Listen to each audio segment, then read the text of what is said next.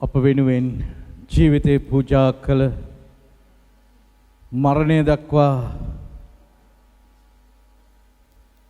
අපට ආදරය කළ ජේසුස් වහන්සේ උන්වහන්සේ අපව ජීවත් කරවන්නට අපට ගැලවීම දෙන්නට උන්වහන්සේගේ ජීවිතේ පුදා කළේ. අද දවසේදී අපි විශේෂයෙන් යාඥා කරනු ලබනවා නීති හා වෛද්‍ය වෘත්තීන්හි නියැලී සිටින හැම කෙනෙක් වෙනුවෙන්. ආරම්භ ගීතිකාව ලෙස අපි ගායනා කරමු. මා ඔබ වෙනුවෙන් මගේ ජීවිතේ පුද දුන්නා.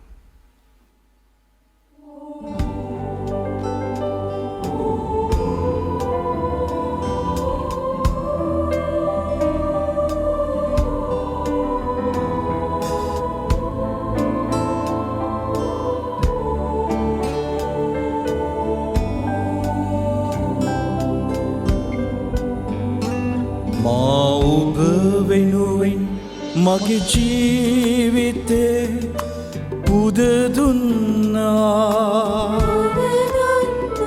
කුරුසියේ ඔබ වෙනුවෙන් මා දුක් වින්දා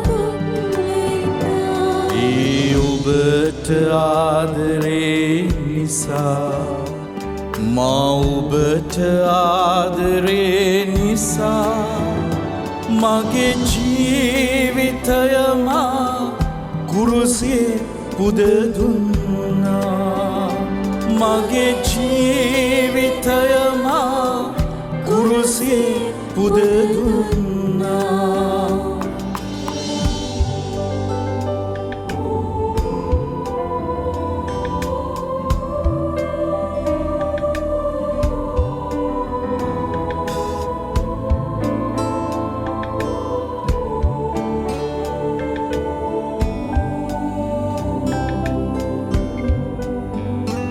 ඔබ දෙපා නැමැද අයදිමු කමා කුරුසියේ පාමුලේ වැඳ වැටි අයදිමු කමා කුරුසියේ පාමුලේ ඔබ දෙපා නැමැද අයදිමු කමා කුරුසියේ පාමුලේ වැඳ වැටි අයදිමු කමා කුරුසියේ පාමුලේ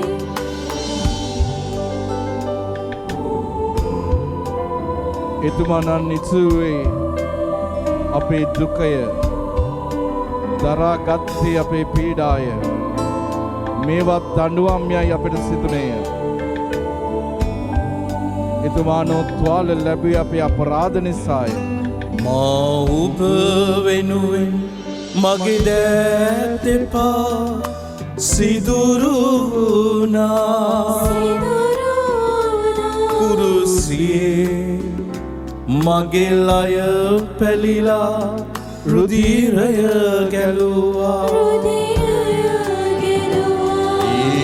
ඔබට ආදරේ නිසා මා ඔබට ආදරේ නිසා මගේ ජීවිතය මා කුරුසියේ පුද දුන්නා මගේ ජීවිතය මා කුරුසියේ පුද දුන්නා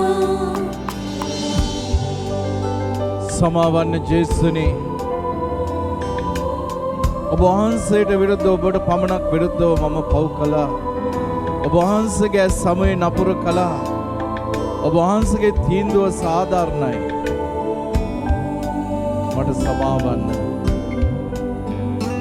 ඔබ දෙපා නැමැද අයදිමු කමා කුරුසියේ පාමුලේ වැඳ වැටි අයදිමු කමා කුරුසියේ පාමුලේ ඔබ දෙපා නැමැද අයදිමු කමා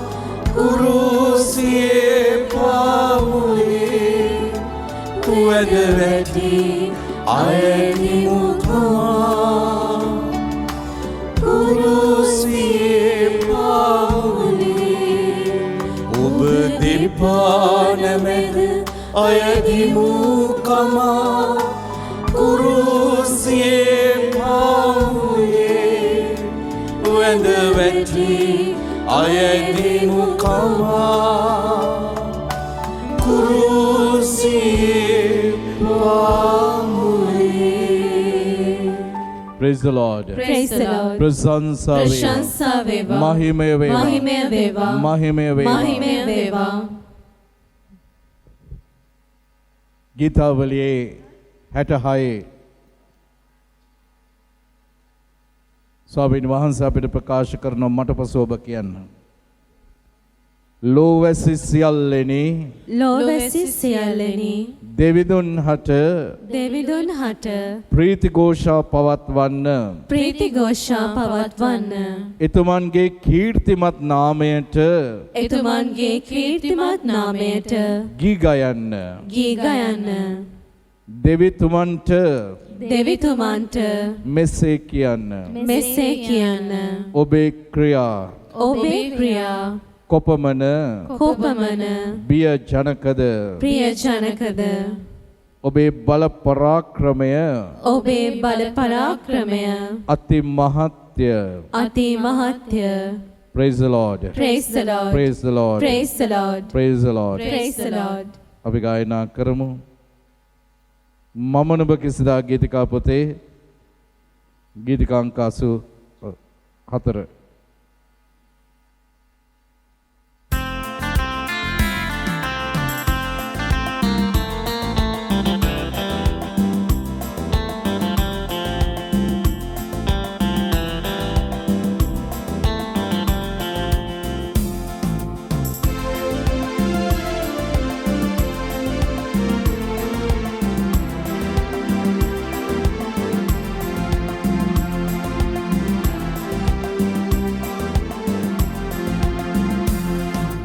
තුතිවේ දෙවිඳුට තුතිවේ තුතිවේ දෙවිඳුට තුතිවේ තුතිවේ දෙවිඳුට තුතිවේ ලද ආසිරි සමතා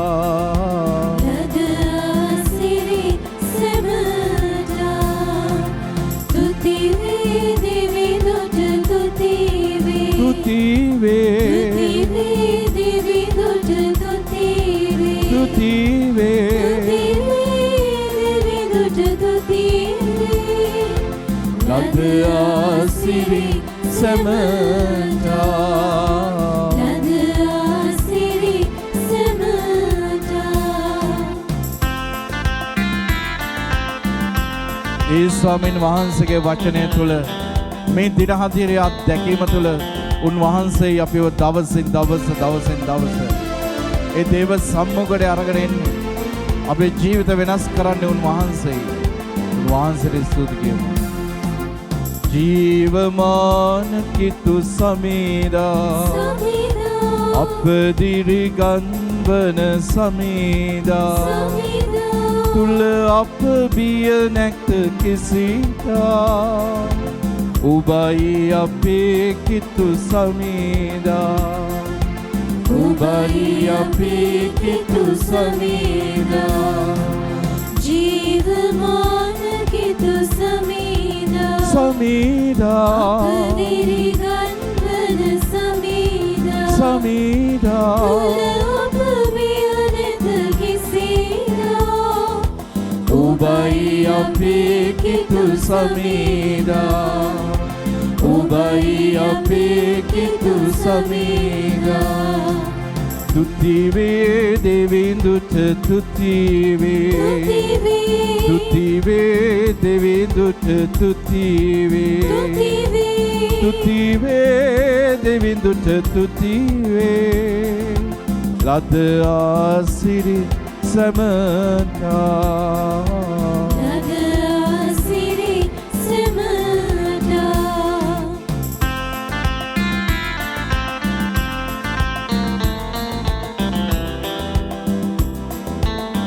උන්වහන්සේගේ අමිල ශ්‍රී රුධිරයෙනුයි අපව සුවපත් කළේ. දුබල වෙලා රෝගී වෙලා හිටපු අපට සුවය දුන්නේ උන්වහන්සේ. දුබල වූ අප වෙත මෙතපා ශ්‍රීලේ දහරා සිඳදා ඒලේ අපගත සතපා සුවසහනය දුන් සමීදා සුවසහනය දුන් සමීදා දුබල වූ අප වෙත මෙතපා සිඳදා අපගත සතපා සුවසහනය සමීදා සුවසහනය දුන් සමීදා තුතිවේ දෙවිඳුට තුතිවේ තුතිවේ දෙවිඳුට තුතිවේ තුතිවේ දෙවිඳුට තුතිවේ ලද ආසිරි සමතා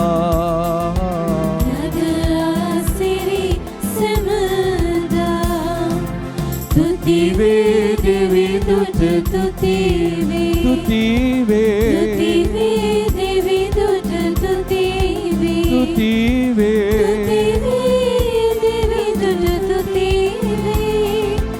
ලද ආසිරි සමතා ලද ආසිරි සමතා ලද ආසිරි සමතා ලද ආසිරි සමතා. Praise the Lord. Praise the Lord. Praise the Lord. Praise the Lord. ප්‍රශංසා වේවා. මහිමය වේවා. මහිමය වේවා. ස්වාමින් වහන්සේ ඔබ සමග වනසේක්වා. ඔබ සමගද වනසේක්වා. සුවිශේෂක ශුද්ධවර ජහන්තුමන් විසින් ලියා තිබෙන දේවාක්‍ය නම් මෙසේය. ස්වාමිනී ඔබ වහන්සේට මහිමය වේවා. දේව මාලිගාව පවිත්‍ර කිරීම. ජුදෙවරුන්ගේ පාස්කු මංගල්‍ය ආසන්නව තිබෙන බැවින් ජේසුස් වහන්සේ ජෙරුසලමට වැඩම කළසේක. එවිට දේව මාලිගාවේ ගව බැටළු හා පරවේ වෙළඳුන්ද මුදල් මාරු කරන්නන්ද ගනුදෙනුවේ යෙදෙනු උන්වහන්සේ දැක ලණු වලින් කසයක් සාදා සියල්ලන් දේව මාලිගාවෙන් පිටතට පළවා හැර මුදල් මාරු කරන්නන්ගේ කාසෙ විසිරුවා ඔවුන්ගේ මේස පෙරලා දැමුසේක. ඉන්පසු උන්වහන්සේ පරවේ වෙළඳ නමතා මේවා අහකට ගෙන යන්න මාගේ පියාණන්ගේ ගෘහය වෙළඳපොළක් නොකරන්නයි වදාළසේක. ඔබගේ ගෘහයට ඇති උද්‍යෝගයෙන් මම දැවෙමි කියා ලියා තිබෙන බව එවිට ශ්‍රාවකයන්ට මතක් විය. එකල ජුදෙවරු ඔබ මේ දේවල් කරන බැවින් කුමන ලකුණක් අපට දක්වන්නේද යසුහ. ජේසුස් වහන්සේ පිළිතුරු දෙමින් මේ දේව මාලිගාව කඩා දමා තෙදිනකින්නේ මම ගොඩ නගන්නෙමි වදාළසේක. එවිට ජුදෙවරු කතා කොට මේ දේව මාලිගාව ගොඩ නගන්නට 46 වසක් ගත විය. ඔබ එය තෙදිනකින් ගොඩ නගන්නේහිද යසුහ. ඒතුන් වහන්සේ කතා කළේ තමන්ගේ ශරීරයේ නැමැති දේව මාලිගාව ගැනය. උන්වහන්සේ මරණයෙන් නැගිටවනු ලැබූ පසු ශ්‍රාවකයෝ උන්වහන්සේ මේ කී දේ සිහිකට සුද්ධ ලියවිල්ලද උන්වහන්සේගේ වචනද විශ්වාස කළහ. ක්‍රිස්තුස් වහන්සේගේ ගැලවීම දායක සුභාරංචි නම් මෙසේය. ක්‍රිස්තුනීය වහන්සේට ප්‍රශංසා වේවා.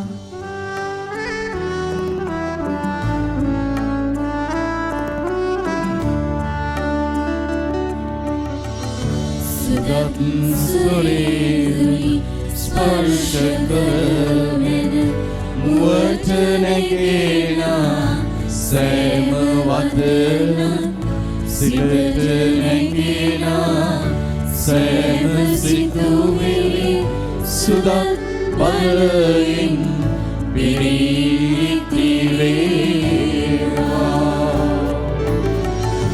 සුදත් සත්වර ඔබ කෙරෙහි වේවා.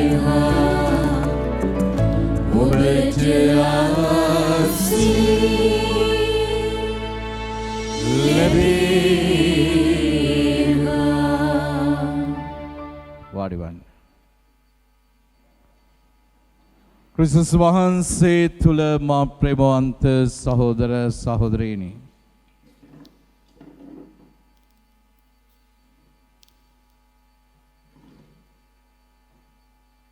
මාගේ දේව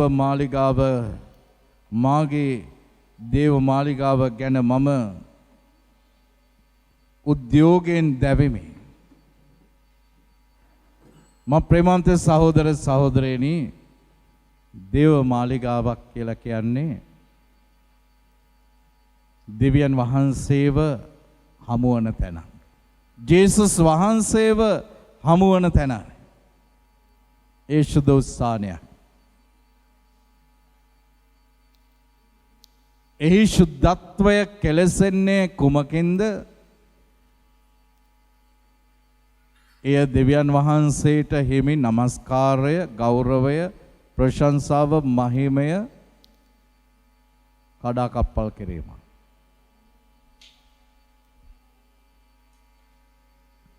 මන්ද අද පළවෙනි කියවීම තුළින්, අද ඉරුදින පළවෙනි කියවීම තුළින් අපිට පෙන්눔 කරලා දුන්නේ දසපනත. ඒ දසපනතේ පළවෙනි 53 තුළින් අපිව කැඳවන්නේ කුමකටද?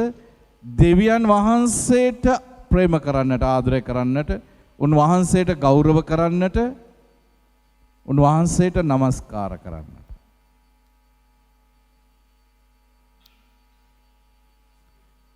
ඒ දෙවියන් වහන්සේට හිමි නමස්කාරය, ගෞරවය වෙන කිසිදු දෙයකට අපිට දෙන්නට බෑ.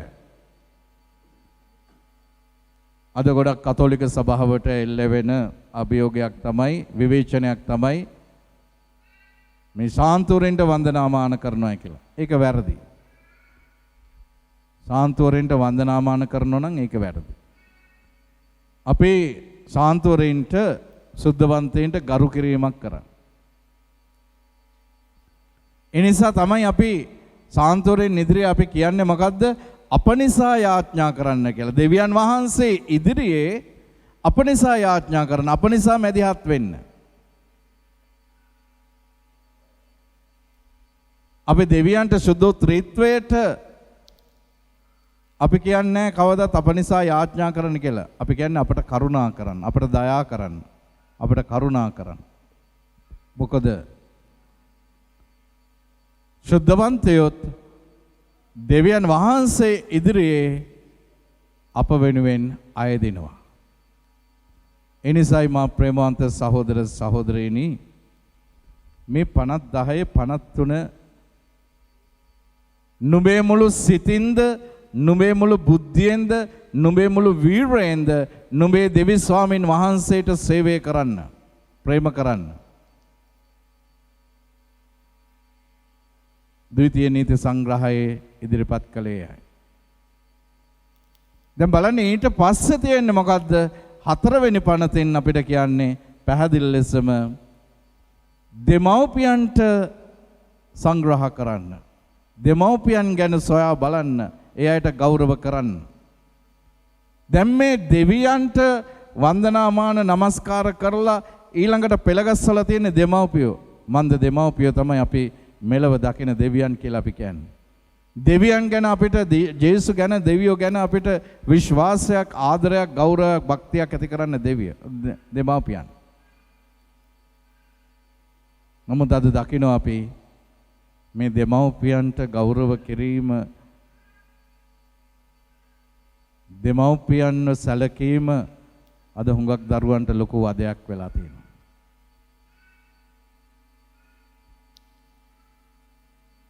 අම්මා කෙනෙක්, තාත්තා කෙනෙක් මහලු වියටපත් වුණාට පස්සේ ඒ අම්මව තාත්තව ආදරෙන් රැකබලා ගන්නට ලැබීම භාග්යක් හැටියට හිතන්නට ඕනේ අපි. ඒක කොයිතරම් වටිනා භාග්යක්ද අපිට ලැබිලා තියෙන්නේ. මොකද ඒ අම්මට තාත්තට කළගුණ සලකන්නට අපිට අවස්ථාවක් උදා වෙලා තියෙනවා. ඔය අම්මයි තාත්තයි මොන තරම් දුක් ගාවිනාවක් අප වෙනුවෙන් විඳලා තියෙනවද? මොන තරම් නිදි මරලා ඇද්ද අපිට ලෙඩක් දුකක් හැදුනා. ඊට පස්සේ අපි දකිනවා පස්වෙනි පනතට ආපුවම ජීවිතේ විනාශ නොකරවා. මට මගේ ජීවිතේ විනාශ කරගන්නටත් බෑ. මට අනිත් කෙනාගේ ජීවිතේ විනාශ කරන්නත් බෑ. අද අපි වෛද්‍යවරුන් වෙනුවෙන් යාඥා කරන දිනයක්. නීතිවේදීන් නීතියේ නියැලී සිටින අය වෙනුවෙන්. වෛද්‍යවරයෙක් ඉන්නේ ජීවිතයක් විනාශ කරන්නට නෙමෙයි, ජීවිතයක් ගොඩ ගන්නටයි. ජීවිතයක් දෙන්නටයි. එසේ කැප වූ වෛද්‍යවරුන් ඉන්නවා. තව කෙනෙකුගේ ජීවිතය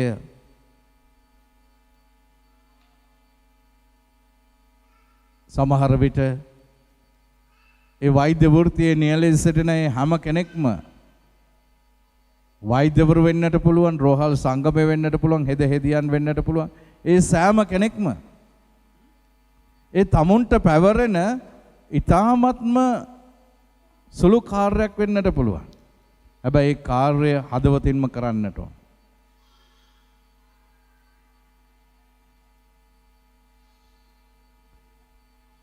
මම රෝහල් ගත වෙලා ඉද්දී මගේ බයිපාස් එක කරලා ඒ රෝහලේ ඉන්නකොට මම දැක්කා හුඟක් අය ක්‍රියා කරපු ආකාරය දෙස බලපුවාම ඇත්තටම කොච්චර වගකීම් විරහිතව ක්‍රියා කරලා තියෙනවද?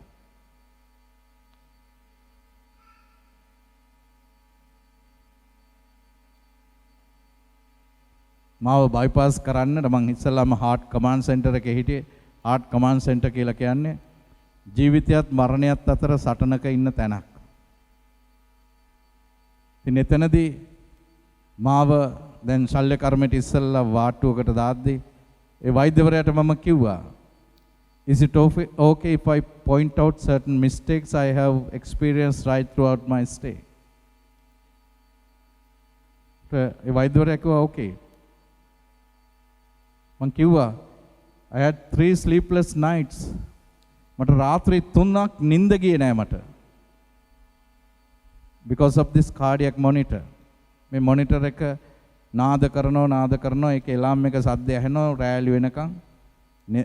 පොඩ්ඩක් ඇස් දෙක පියෙද්දි මෙන්න වෙනවා.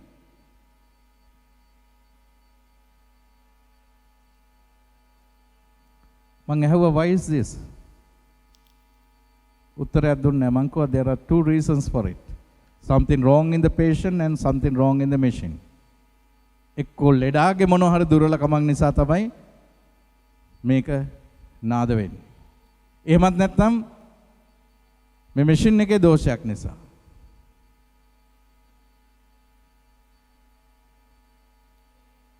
කොරොනරි ආටරි එකේ හදවත ස්පන්දනය වෙන නාලේ සෙන්ටිමීටර් 4.2ක ලේ කැටයක් තියාගෙන ජීවිතයත් මරණයත් අතර ඉන්න කෙනෙක්. ඒ කෙනාට නිින්ද අවශ්‍යයි.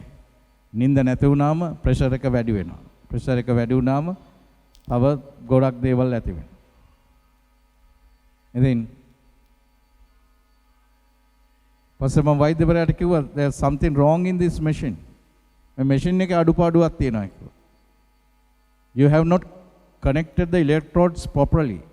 ඔබ මේ electrodes ටික මගේ හදවතට සම්බන්ධ කරලා තියෙන ඒවා හරියට දාලා නැහැ. ඒතර වෛද්‍යවරයා කිව්වා no we have fixed it properly. මං කිව්වා you can't have blinks on the screen if you have connected it properly. ඔබ මේවා හරියට දාලා තියෙනවා නම් ස්ක්‍රීන් එකේ බ්ලින්ක් එකක් එන්න බෑ. පස්සේ මං කිව්වා සර්ජිකල් ටිකක් ගෙනල්ලා පිහලා අහපව හයි කරන්නයි. එතන හිටපු නර්ස් කෙනෙකුට. ඒක හයි කරුවාට පස්සේ බ්ලින්ක් එක නතර වුණා දැන්. මං වෛද්‍යවරයාට කිව්වා all the data you have connected right throughout my stay was false. හරියට accurate data හම්බ වෙන්නේ නැහැ. ඒ වගේ දුර්වලකමක් තියෙනවා.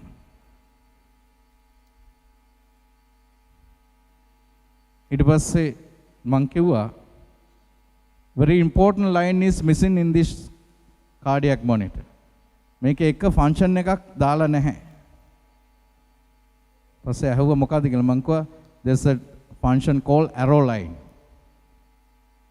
තුවා කර්සර් එක පල්ලෙහාට ගිහිල්ලා ඩබල් ක්ලික් කරන්න arrow line කියන එක. ඒකේ ඔක්කොම තියෙනවා. විස්තර ටික ඔක්කොම තියෙනවා ඒකේ. heart rate, pulse rate, oxygen rate ඒව ටික ඔක්කොම තියෙනවා. අග්ගල වෛද්‍යවරයා ආපු ගමන්ම පේනවා. දැන් ඒ වෙලාවේ වෙනකොට මගේ ඔක්සිජන් රේට් එක below the level. මට අනිවාර්යයෙන්ම ඔක්සිජන් දෙන්න ඕනේ. මගේ ශරීරයට අවශ්‍ය කරන ඔක්සිජන් ප්‍රමාණය අඩුයි.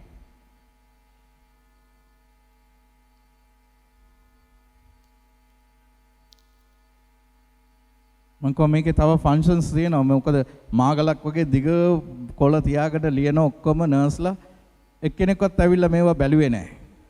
ඒ හිටපු දවස් 3 තුල මං කෝ ඕවල ලියන්න ඕනේ නැහැ මේ මැෂින් එකේම තියෙනවා. ඊට පස්සේ ඒ වෛද්‍යවරයා මගෙන් අහනවා are you a priest or a doctor? ඔයා ස්වාමි කෙනෙක්ද දොස්තර කෙනෙක්ද කියලා. මං කිව්වා ડોක්ටර් මම මගේ MSc එක කළේ මං clinical psychology psychiatry අපි stress management වලට මේ cardiac monitor එක ගොඩක් study කරලා තියෙනවා. This is like white elephant. සුදු අලියෙක් වගේ තමයි. ඒක functions හරියට දන්නේ නැහැ, ක්‍රියාත්මක වෙන්න හැටි දන්නේ නැහැ. මොකද මේක බොහොම simple දෙයක්. It's like the smartphone. The very first day when you get a smartphone, you don't know anything, but when you tackle it, after few days, you know everything, almost everything. අපි smartphone එකක් ගත්තම ඒක කිසි දෙයක් දන්නේ නැහැ. හැබැයි ටික දවසක් ගියට පස්සේ ඔක්කොම අපි දන්නවා. ඒ වගේ තමයි මේකෙත් පොඩ්ඩක් ඒක අධ්‍යයනය කරන්නට ඕනේ. එතකොට තමයි අපිට පුළුවන්කමක් ලැබෙන්නේ.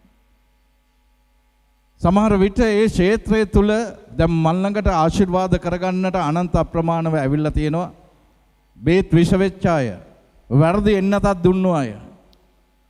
ඒ නිසා මුළු ජීවිත කාලයම ආබාධිත තත්වයටපත් වෙච්ච අය. පුංචි අතපසු වීමක් නිසා මේ ලෝකයට උපදින්නට සිටි දරුවෙක්ගේ ජීවිතේ නැති වෙච්ච අවස්ථාවල් තියෙනවා.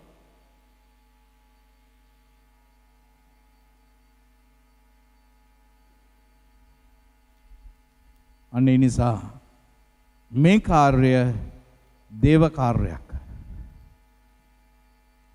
සුද්ධ වූ කටයුත්තක්, සුද්ධ වූ කාර්යයක්. ඒ නිසා ඉතාමත් වැදගත් වෙනවා තමුන් කරන ඒ කාර්ය හරියට කරන්න. මං අඳුරන වෛද්‍යවරු ඉන්නවා ගොඩක් අය මට ශල්‍ය වෛද්‍යවරු ඉන්න මං අඳුරන අය. සමහරක් ඒ වෛද්‍යවරු මට දුරකථනයෙන් කතා කරලා කියන ලොකු ශල්‍ය කර්මයක් කරන්නට ඉස්සෙල්ලා ෆාදර් අද මට ලොකු ශල්‍ය කර්මයක් තියෙනවා ඔබ වහන්සේ යාඥා කරන්න කියලා මම over the phone යාඥා කරන අවස්ථාවල් තියෙනවා.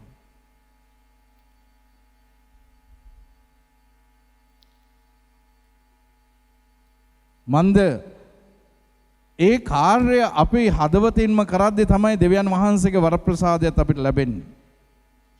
ඉතින් ඒ වගේම තමයි දෙවියන් වහන්සේට හිමි নমස්කාරය ගෞරවය පුද කරන්නට අපිට අවශ්‍යයි. එක වෛද්‍යවරයෙක් ළඟට එක අම්මා කෙනෙක් ඇවිල්ලා ඒ වෛද්‍යවරයාට කියනවා සර් මට දරුවෝ දෙන්නෙක් ඉන්නෝ පොඩි දරුවෝ දෙන්නෙක් ඉන්නේ. තාම අත දරුවෝ දෙන්නෙක් ඉන්නේ. එක්කෙනෙක් විතරයි ටිකක් ලොකු. තවත් මගේ කුසට දැන් දරුවෙක් ඇවිල්ලා ඉන්නවා. දැන් මාස 3ක් විතර වෙනවා. මට ඒ දරුවව නැති කරලා දෙන්න බැරිද කියලා. ડોක්ටර් කියන ප්‍රශ්නයක් නෑ මම කරලා දෙන්නම්. පස්සේ වෛද්‍යවරයා අහනවා ඇයි ඔබ ඒ දරුවව නැති කරගන්නට යන්නේ? මොකද මගේ පළවෙනි දරුවට වයස අවුරුදු 3යි. අනිත් දරුවටත් දැන් වයස අවුරුදු 1කමාරක් විතර වගේ. ඉතින් මේ තවත් පුංචි දරුවෙක්. වෛද්‍යවරයා අහනවා එතකොට තුන්වෙනි දරුවා ඔබට වැඩිද? ඔව් මට අමාරුයි හදා ගන්නට අමාරුයි. ටිකක් කරදරයි. පුළුවන් නම් ඒ දරුවව නැති කරලා දෙන්න පුළුවන්ද? එතකොට වෛද්‍යවරයා කියනවා එහෙනම් හරි. ඔයාට දරුවෝ 3 දෙනෙක් වැඩි නම් එක දරුවෙක්ව අපි අයින් කරමු. හොඳයි ඒක. එහෙනම් ඔයාගේ පොඩි දරුවා වයස කීයද? අවුරුදු 1කමාරයි. අද ගෙදර ගිහිල්ලා බෙල්ල මෙරිකලා ওই දරුවව මරලා දාන්න එන. බෙල්ල මෙරිකලා ඒ දරුවව මරලා දාන්න. අම්මෝ මං කොහොමද ඔච්චර පාපයක් කරගන්නේ? වෛද්‍යවරයා කියනවා එහෙනම් ඇයි ඔයා මන් ලව්වා ඒ පාපය කරව ගන්න හදන්නේ? ඒ දරුවව ඔබට දුන්නේ දෙවියන් වහන්සේ. ඒ දරුවව ඔබ හදාගන්න. මම ප්‍රේමවන්ත සහෝදර සහෝදරයනි අපිට බෑ තීරණය කරන්න ජීවිතයක අයිතිය කොහොමද කියලා. මේ ළඟදී වෛද්‍යවරයෙක් මාත් එක්ක පුංචි තර්ක කිරීමක් කළා යූතනීසියා සම්බන්ධයෙන්. මර්සි කිලිම් ඒ කියන්නේ දැන් අද ගොඩක් ස්කෑන් පරීක්ෂණ කරනවා. සමහර රටවල තියෙනවා ස්කෑන් පරීක්ෂණය කරන්නේ ඇතුලේ ඉන්න දරුවා නිරෝගීද නැද්ද කියලා බලන්න. දරුවගේ යම් යම් ආබාධ තියෙනවා නම් ඒගොල්ලෝ මොකද කරන්නේ? දරුවව අයින් කරන්න කියනවා. ඒ වෛද්‍යවරයා කියනවා ඉතින් මේ ආබාධිත දරුවෙක් මොකටද මේ ලෝකෙට බිහි කරන්නේ? ඒක අම්මලාටත් කරදරයක්. ඊට පස්සේ මං ඔහුට කිව්වා වෛද්‍ය ශිෂ්‍යෙක් ඔහු බලන්න නික්ගේ චරිතය. නික්ගේ අම්මා කුසෙයිද්දි තමයි අම්මගේ කුසෙයිද්දි තමයි නික් ඒ අම්මා වැරදීමකින් බේතක් කරගෙන ඒ ලිම්ස් හැදෙන කාලේ ඒ දරුවගේ අත් නැහැ කකුලේ චුට්ටි කැල්ලක් විතරයි තියෙන්නේ. නමුත් අද ඔහු උපාධි කිහිපයක්ම ලබාගෙන තියෙන දරුවෙක්.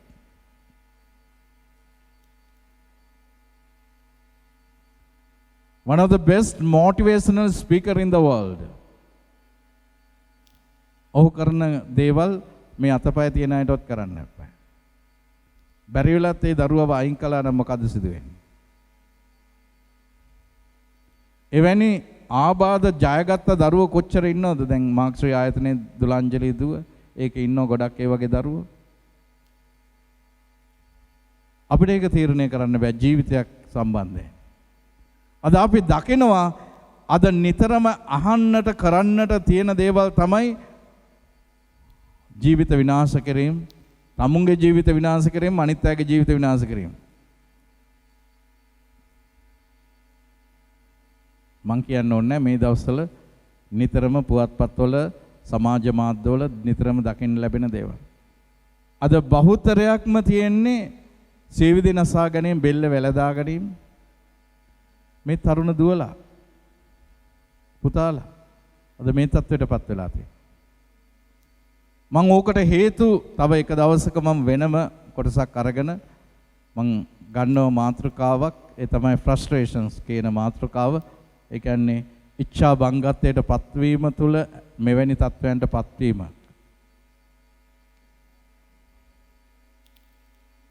සිග්මන්ඩ් ෆ්‍රොයිඩ් කියන මනෝවිද්‍යාඥයා කියනවා අපේ තියෙනවා ප්‍රධාන අංශ දෙකක් තියෙනවා. එක අංශයක් තමයි ඒකට කියනවා ඊරෝස් කියලා. අනිත් අංශයට කියනවා තනාටෝස් කියලා. මේ ලතින් වචන දෙකක්. ඊරෝස් කියන්නේ ජීවත් වෙන්නට තියෙන ආසාව, අනිත් එක තමයි මැරෙන්නට තියෙන ආසාව. ඒකත් ආසාවක්. සමහර අපිමත් කියනවා හුඟක් වෙලාවට මීට වැඩිය හොඳයි මැරලා ගියා නම්.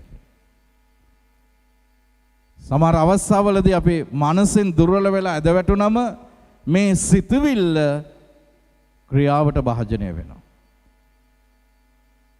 ජීවිතයේ අයිතිකරුවා දෙවියන් වහන්සේ අපිට බෑ ඒක අයින් කරන්න. එතකොට මේ 50 පළවෙනි 53 තුලින් අපිව කැඳවන්නේ දෙවියන් වහන්සේට ප්‍රේම කරන්න, ඊතුරු 57ම අසල්වැසියාට ප්‍රේම කරන්න. කතෝලික අපේ නීතිය දසපනතයි ව්‍යවස්ථාව තමයි ඕනෑම රාජ්‍යයක් වෙද්දි තියෙන්නට ඕනේ ව්‍යවස්ථාදායක විධායකය සහ අධිකරණය. ව්‍යවස්ථාව තමයි කන්දෝඩ දේශනාව. මතයතුමාගේ සුභාරංචියේ 5 වෙනි පරිච්ඡේදයේ ඉඳලා 7 වෙනි පරිච්ඡේදය දක්වා. අධිකරණය තමයි මතයුතු සුභාරංචියේ 25 ජාතීන්ගේ විනිශ්චය දවස. උන්වහන්සේ අහනවා මම කන්න නැතුව හිටිය ඔබ කන්න දුන්නද? මම බොන්න නැතුව හිටිය බොන්න දුන්නද? අඳින්න නැතුව හිටිය අඳින්න දුන්නද? සිරගත වෙලා මාව බලන්න ආවද? මේ දෙයට අපිට උත්තර දෙන්නට සිදු වෙනවා. අපේ ජීවිතයත් ආරක්ෂා කරන්න, අනිත් අයගේ ජීවිතත් ආරක්ෂා කරන්න, අනිත් අයගේ දේවල් කඩා වඩා ගන්න නෙමෙයි. හොරකම් කරන්න, බොරු කියන්න. මේ තුලින් වෙන්නේ පුද්ගලයාත් විනාශ වෙනවා, මුළු මහත් සමාජයක්ම විනාශයටපත් වෙනවා. ඒ වෙනුවට ස්වාමීන් වහන්සේ අපිට කියනවා සත්‍යවාදීව ජීවත් වෙන්න. සාධාරණාත්මක සදාචාරාත්මකව ජීවත් වෙන්න. දැන් මේ දසපනත ඇත්තටම සීනයි කන්දේදී මෝසෙස් තුමාට දුන්නේ ඇයි මේ ජනතාව පොරොන්දු දේශේ ඉඳලා මේ කානාන් දේශේ ඉඳලා පොරොන්දු දේශයට එන ගමනේදී මේ පොරොන්දු දේශේ කරා යන ගමනේදී ඔවුන් ආවේ වහලුන් හැටියට හිටපු ජනතාවක් ආවේ. ඔවුන්ට ආගමක් ධර්මයක් තිබුණේ නැහැ. වහලුන්ට සමාජීය වටිනාකමක් තිබුණෙත් නැහැ ඒ කාලේ. දෙවි කෙනෙක් කියලා හිටියේ නැහැ. සදාචාර පැවැත්මක් තිබුණේ නැහැ. මේ මිනිස්සුන්ගේ සදාචාර පැවැත්ම ගොඩනගන්නට තමයි මේ දසපනත දුන්නේ. මේ ගමනක් අවුරුදු 40ක් තුල ගමනක් යන්නට බෑ. එක එක දෙවිවරු පස්සේ ගියා නම්. එක අරමුණක් තුල ඒක දේවත්වයෙන් එකම දෙවියන් කෙරෙහි බලාපොරොත්තුවෙන් ගියා නම් තමයි පුළුවන් වෙන්නේ මේ ගමන යන්න. ඒ නිසා තමයි දෙවියන් වහන්සේ ජනතාවගේ සදාචාරාත්මක පැවැත්ම ගොඩනගන්නටත් ආත්මික ආගමික පැවැත්ම ගොඩනගන්නටත් දැන් මේගොල්ලෝ විසිරලා හිටපු පිරිසක් සමාජීය පැවැත්ම ගොඩනගන්නටත් මේ මුළු මනුස්ස සංහතියම ඔවුන්ගේ ජීවිත ප්‍රතිපදාවම ගොඩනගන්නට තමයි මේ දසපනත දුන්නේ. එය අපිටත් එහෙමම තමයි. අපේ ජීවිත ගොඩනගා ගන්න. දැන් බලන්න අපිට පැහැදිලි ලෙස ප්‍රකාශ කරනවා කොරින්ති ලිපියේ කියනවා පැහැදිලි ලෙසම උන්වහන්සේ අපිට අනාවරණය කරන මේ දෙය ඔබගේ ශරීරය දැන් මෙහෙම කියනවා 1 කොරින්ති 6:20 කියනවා ඔබ ඔබටම අයිති නැහැ. ඔබ මිලයකට ගත් අය වන්නහුය. ඔබ ඔබටම අයිති නැත. ඔබ මිලයකට ගත් අය වන්නහුය. අපිව හැම කෙනෙක්වම සල්ලි දීලා අරගෙන තියෙන්නේ. මිලක් ගෙවලා අරගෙන තියෙන්නේ. He paid the ransom at the cross. උන්වහන්සේ කුරුසියේදී තමයි ඒ පාපේ මිල ගෙව්වේ.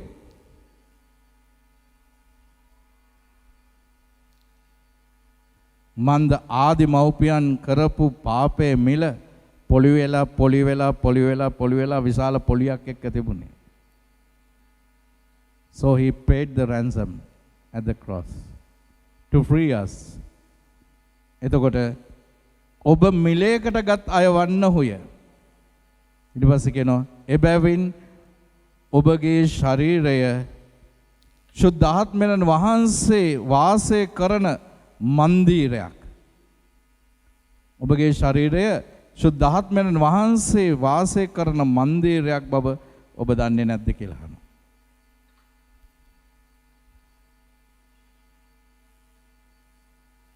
එබැවින් ඔබගේ ශරීරය දේව මහිමය පිණිස යොදන්න. ඔබගේ ශරීරය ඔබට දෙවියන් වහන්සේ දෙවා වදාළ ඔබ තුළ වැඩවසන ශුද්ධාත්මයන්ගේ මන්දිරය වන බව ඔබ නොදන්නහොද? ඔබ මිලයකට ඔබටම අයිති නැත.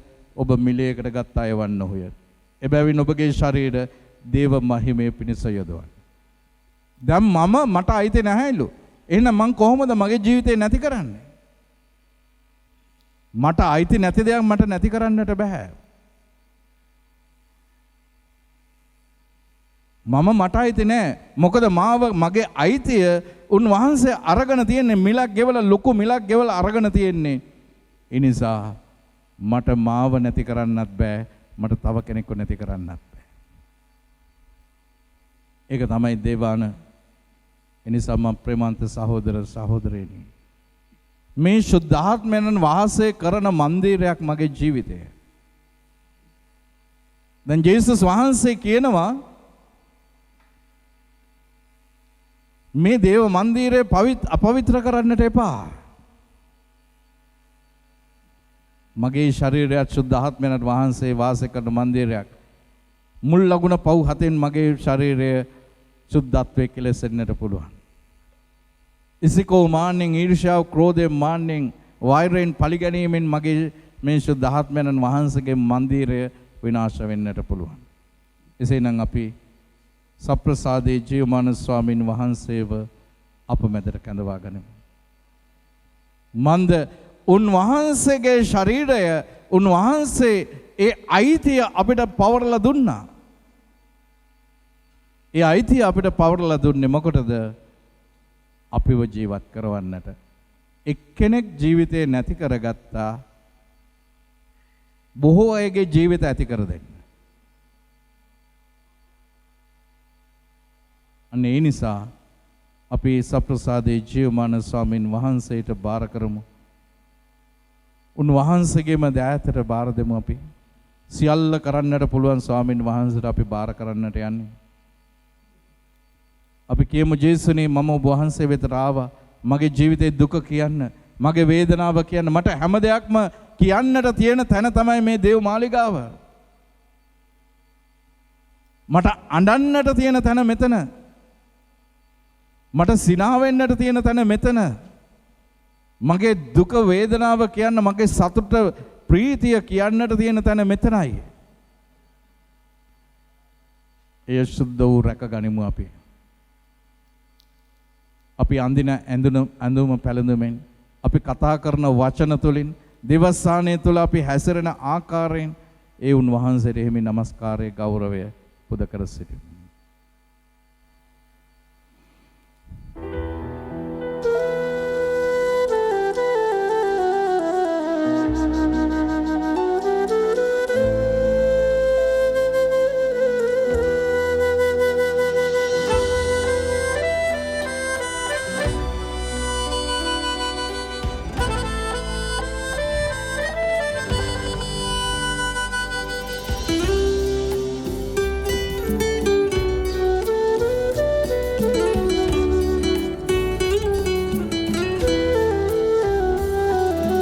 මගේ දුක කියන්න ආවා ජේසුනි ඔබගේ පාමුලට. සිත සවි කරන්න ආසයි අහන්න ඔබේ සැනසුම් වචන. ජේසුනි ආසයි මාහට ඔබ ළඟම රැඳෙන්න. ජේසුනි ආසයි මාහට ඔබ තුලම සිටින්න. ජේසුනි ආසයි මාහට ඔබ සුවය ලබන්න.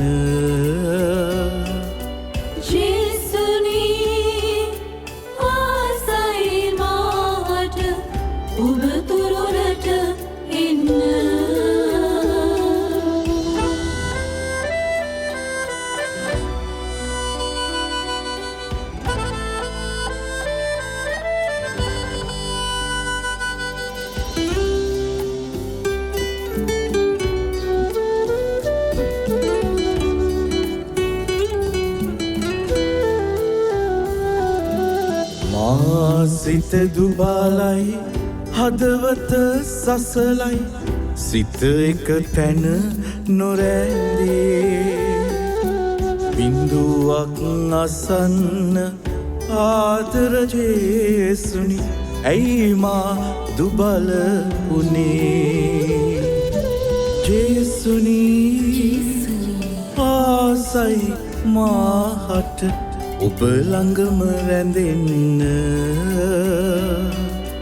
ජේසුනි ආසයි මාහට ඔබ තුලම සිටින්න ජේසුනි ආසයි මාහට ඔබ සුවය ලබන්න ජේසුනි ආසයි මාහට ඔබ තුරුලට එන්න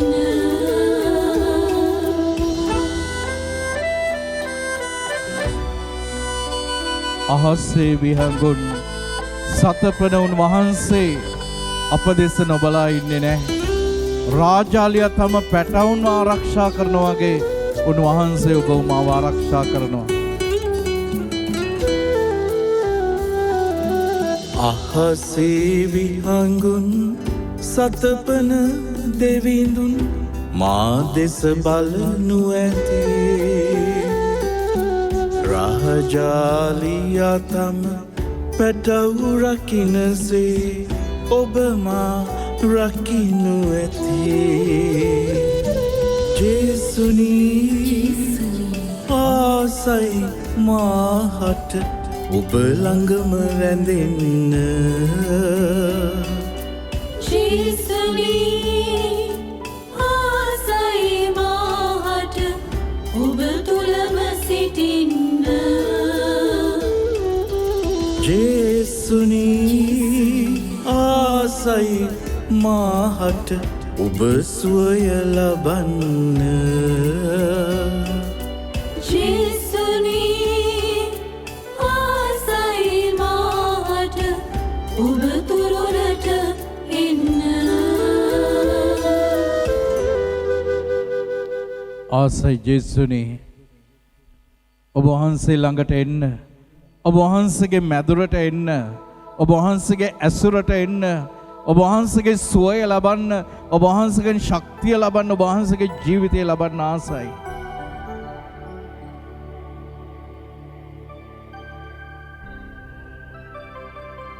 ජේසුනි දිව්‍ය වෛද්‍යවරයාණනි, ඒ වෛද්‍ය සේවයෙන් නියැලී සිටින හැම කෙනෙක් මාලේප කරන්න.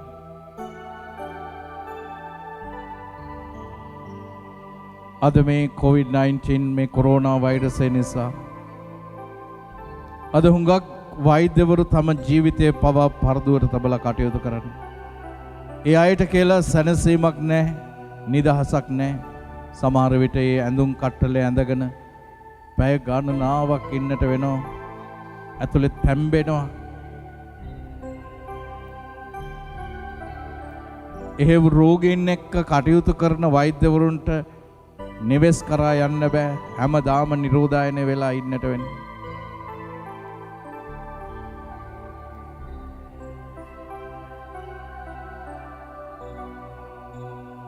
අපි ඒ වෛද්‍යවරුන්ගේ දෑත් ශක්තිමත් කරන්නට කියමු. ඒ වගේම ඒ සමස්ත රෝහල් සංගමයම වෛද්‍ය සේවයේ නියැලී සිටින හෙදහෙදියන් ඒ වුන් කරන්නා වූ කාර්ය සුද්ධවන්තව කරන්නට, සුද්ධ ලෙස කරන්නට සමහර විට ඒ පුංචි අත්වැරදීමක් නිසා මුළු ජීවිතයක්ම වන්දි ගවන්නට පුළුවන්.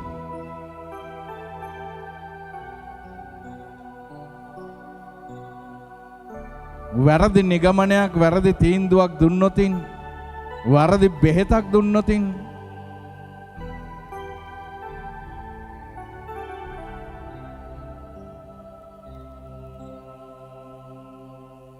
සමහර විට එය ඩිස්පෙන්සරියෙන්, ෆාමසියකින් බේත් ගන්න එයාගේ අතින් වැරදිලා එන්නට පුළුවන්. එක දවසක් ඔය වගේ දෙයක් මටත් සිදු වුණා.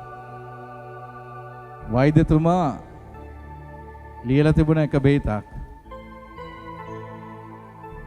ඒ බේත ගන්න ඉස්සෙල්ලා මට සැකයක් ඇති වුණා. මොකද මීට ඒ වෛද්‍යවරයා ලියලා තියෙන බේතයි මට දීලා තියෙන බේතයි අතර පුංචි අකුරු දෙකක විතර වෙනසක් තියෙනවා. මම ගත්තේ නෑ. මම හොඳ වෙලාවට Google search එකට ගිහිල්ලා මට ලැබිච්ච බේත මම අරගෙන බලුවා. සම්පූර්ණයෙන්ම හාත්පසින් වෙනස් ලෙඩකට දීලා තියෙන එක.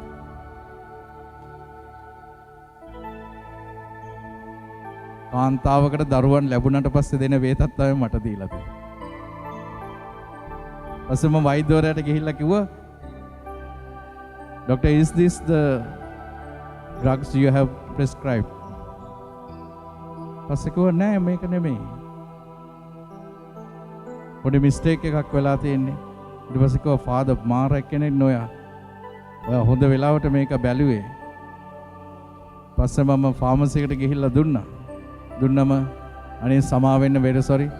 අනිත් බේත් වලටවත් සල්ලි ගත්තේ නෑ මගෙන්.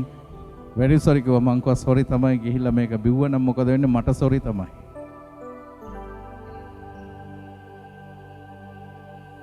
එනිසා තමයි අද පිට රටවල් වල ඔහොම බේත් දෙන්න බෑ. over the counter දෙන්න බෑ. හැම එකක්ම ටයිප් කරලා තියෙන්නට ඕනේ. කාඩ් එකක් තියෙනවා. ඒ කාඩ් එකේ ඔක්කොම තියෙනවා. අවුරුදු ගණනාවක ඉඳලා ගත්ත බේත් ඒකේ තියෙනවා. සූ කරන්න පුළුවන්. වෛද්‍යවරුන්ට විරුද්ධව නඩු දාන්න පුළුවන් වැරදි දෙයක් දීලා තිබුණා. එවැනි වැරදි දේවල් දීලා වගකීමකින් තොරව කටයුතු කරපු අය කොච්චර ඉන්නවද? ආබාධිත තත්වයට පත්වෙච්ච අය කොච්චර ඉන්නවද? එනිසා අපි සප්‍රසාදේ ජීවමානසාවෙන් වහන්සේට දිව්‍ය වෛද්‍යවරයාණන්ටම අපි බාර කරමු. අපි දිව්‍ය වෛද්‍යවරයාණන්ට කියමු, ඒ වෛද්‍යවරුන්වත් ස්පර්ශ කරන්න ඔවුන්ගේ සිහිය නුවණ කැමැත්ත වහන්සේ ගන්න. ඒ සේවය කරන රෝහල් වල ඒ හැම කෙනෙක්වම වහන්සේ ස්පර්ශ කරන්න ජේසුනි. මගේ මිත්‍ර වෛද්‍යවරු ගොඩක් ඉන්නවා. ඒ හැම කෙනෙක්වම බාර කරනවා. මේ සෙත් FM ගුවන්විදුලි නාලිකාව ඔස්සේ ඒට සම්බන්ධ වෙන හුඟක් අය ඉන්නවා. අන්තර්ජාලය ඔස්සේ YouTube තාක්ෂණය ඔස්සේ සම්බන්ධ වෙන හුඟක් අය ඉන්නවා. ඒ වගේම වෛද්‍ය විද්‍යාලවල ඉගෙනුම ලබන අය ඉන්නවා. මගේ අක්කගේ පුතත් ඉගෙන ගන්න වෛද්‍යවරයෙක් වෙන්න රුසියාවේ බෙලාරුස් කියන යුනිවර්සිටි එකේ. ඒ දරුවව ආශිර්වාද කරන්න. අද බොහෝ වසංගත ලෙඩ රෝග මැද්දේ ඒ අයට සිදු වෙලා තියෙනවා තමුන්ගේ සේවාවල් කරන්න. තමුන්ගේ ජීවිතයේ පරදුවට තබලා ඒ කාර්යයන් කරන්නට සිදු වෙලා තියෙනවා. සුදු ස්වාමීන් වහන්සේ ආරක්ෂා කර දෙන්න. ඔබ වහන්සේගේ රැකවරණය දෙන්න. අපි කියමු සුද්ධාත්මයන් වහන්සේට ඒ සිහිය නුවණ කැමැත්ත දෙන්නට කියලා ආලේප කරන්නට කියලා ඒ සමස්ත වෛද්‍යවරුන්ම ආලේප කරන්නට කියලා අපි මේ මොහොතේ නැගිට සිට හැම කෙනෙක්ම මට පසුව ගායනා කරන්න. ආලේප කරනු මැනේ සුද්ධාත්මනි ඔවුන් සැම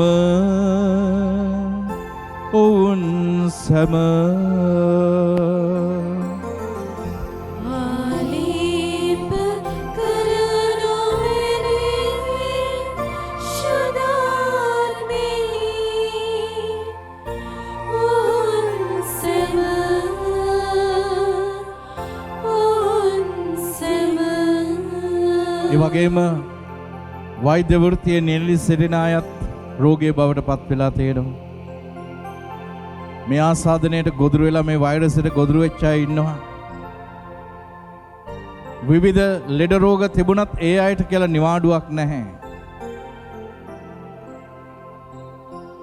සමහර විට රාජ්‍යයේ සේවය කරන වෛද්‍යවරු always on call. දුරකථන ඇමතුමක් ආවම රැයක්ද දවාලක්ද කියලා නෑ යන්නට සිදු වෙනවා. සමහර වෙලාවට ඔවුන්ට තමුන්ගේ පවුලට දෙන්නට තියෙන අවස්ථාව බොහොම සීමිතයි. බොහොම අල්පයි. ඒ අයවත් සුවපත් කරන්නට කියමු අපි ජේසුට දිව්‍ය වෛද්‍යවරයාණන්ට. සුවපත් කරනු මැනේ ජේසුනි ඔවුන් සැම සුවපත් කරනු මැනේ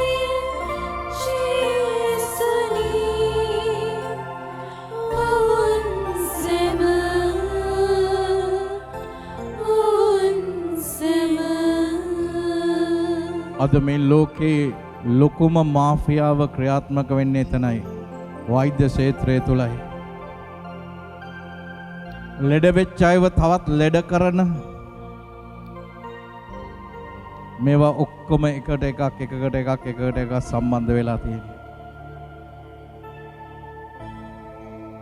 ඒ ජනතාව තවත් අසරණ වෙනවා, අන්ත අසරණ වෙන අවස්ථාවල් තියෙනවා. අපි උන්වහන්සේට බාර කරමු මේ මොහොතේ.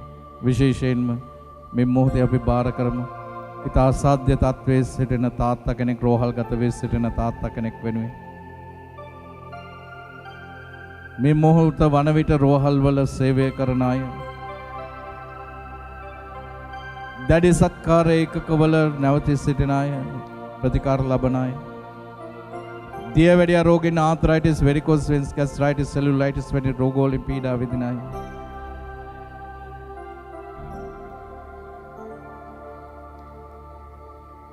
අපි උන්වහන්සේට බාර කරමු දිව්‍ය වෛද්‍යවරයාණන්ට. හදවතේ ආබාධ තුල සිටින අය, ශල්‍ය කර්මයන්ට භාජනය වෙන්න සිටින අය, මේ ශුද්ධ භූමිය තුල උන්වහන්සේ බොහෝ අනාවරණයන් දීලා තියෙනවා. ශල්‍ය කර්මයන්ගෙන් තොරව ඒ අයව සුවපත් කරන්න.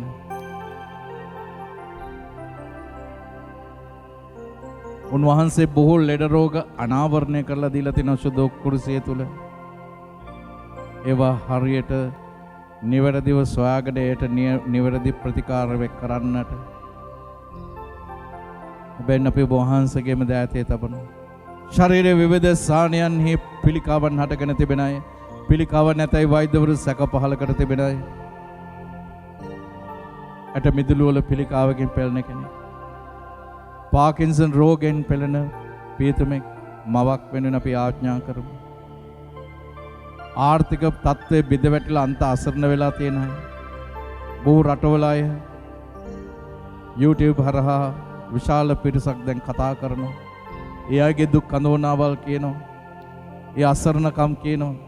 සුදු ස්වාමිනිය ඔබ වහන්සේගේ මේ මහා බලගත් ආශිර්වාදය තුළ ඒ හැම කෙනෙකුටම සැනසීම දෙන්න, සුවය දෙන්න ඔබ වහන්සේ කලවන්න. අපි ඔබ වහන්සේ ඉදිරියේ ප්‍රාතිහාර්යයක් ඉල්ලලා ඔබ වහන්සේට මොරගසනවා. සුදු ස්වාමිනී, ඔබ වහන්සේ ඒ හැම කෙනෙකුටම සුවය දෙන්න, සැනසීම දෙන්න. අපි හැම කෙනෙක්ම සප්‍රසාදේ ජීවමාන ස්වාමින් වහන්සේ ඉදිරියේ දනින් වැටි ප්‍රාතිහාර්යයක් ඉල්ලලා උන්වහන්සේට මොරගසමු. අද දවසේදී ඔබ සප්‍රසාදේ ජීවමාන ස්වාමින් වහන්සේ වෙතගෙන අයදීම උන්වහන්සේට බාර කරන්න. උන්වහන්සේගේ දෑතේ තබන්න. සියල්ල කළ හැකි ස්වාමින් වහන්සේට බාර කරන්න මේ මොහොතේ.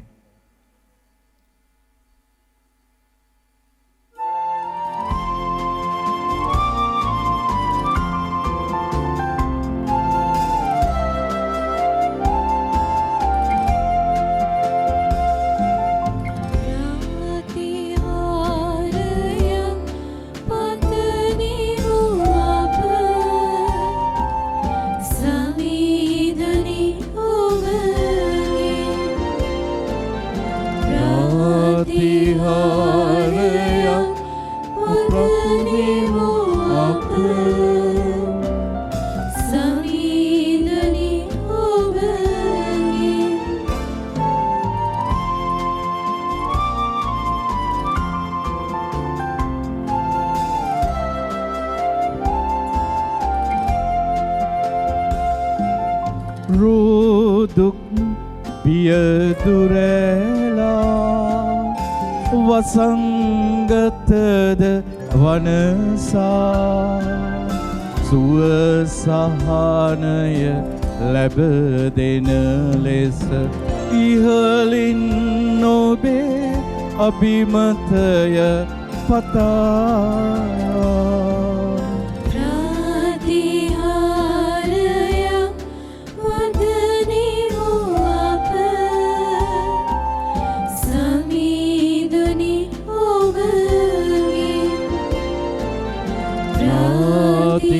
ප්‍රතිහාරයක් පතනිමු අප සමීදුනි ඔබගේ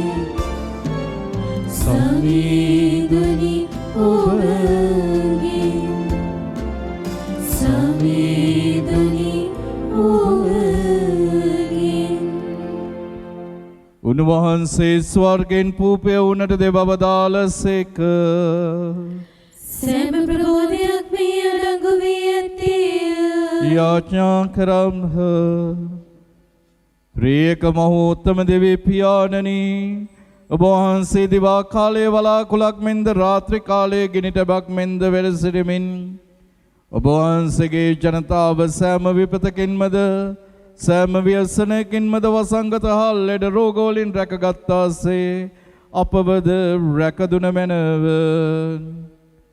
දේව සම්මුඛයේ ජීවත් වෙමින් දේව වර ප්‍රසාදයෙන් පූර්ණ වූ ජීවිත ගත කරන්නට අපට පිහිටුව මැනව. මේ චතාරික භාවනාව තුළ සැබෑ මනස්ථාපනයක් තුළින් වතනව සිත ඉරාගෙන ඔබ වහන්සේ වෙත පැමිණෙන්නට බැහැපත් සිතක් අපට දුන මැනව. ශුද්ධ ස්වාමිනී, නීති හා වෛද්‍ය ක්ෂේත්‍රයන්හි න්‍යාලී සිටින සැමට ඒ තුළින් ඔබ වහන්සේව දේව මහිමයට පත් කරමින් ජනතාවට සැබෑම මෙහෙවරක් කරන්නට වුන් ශක්තිමත් කළ මැනව. ඔබ වහන්සේට සදා මහිමයත් ගෞරවයත් ප්‍රශංසාවත් අත්වේවා. ආමේන්. මේ ක්ෂේත්‍රයන් දෙකම කෙනෙක් විපතට පත් වුණාම, කරදරයට පත් වුණාම පිහිටවන ක්ෂේත්‍ර දෙකක්. ඉතින් ඒ අසරණ වෙච්ච ජනතාවට පිළිසරණයක් වෙන්නට සැබෑම මනුෂ්‍යත්වය අගයමින් කටයුතු කරන්නට, ඒ හැමව ආශිර්වාද කරන්නට කියලා අපි මේ දිව්‍ය සප්‍රසාදී ආශිර්වාදය තුළ මේ වෛද්‍යවරුන්වත් නීති ක්ෂේත්‍රයේ නියැලී සිටින හැම කෙනෙක්ම ආරක්ෂා කර ආශිර්වාද කර සුවපත් කරන්නට සප්‍රසාදී ජීවමාන ස්වාමින් වහන්සේට බාර කරමු.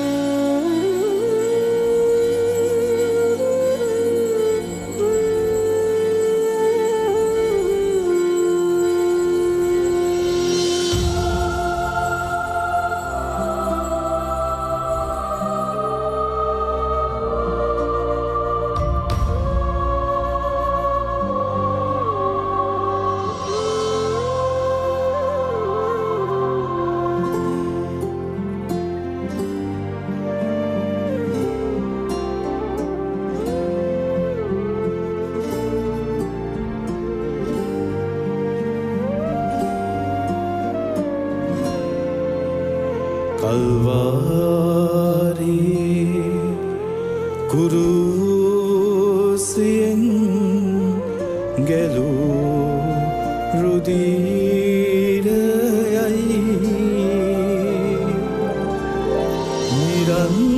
නිරන්තරේ නොවේලෙමින්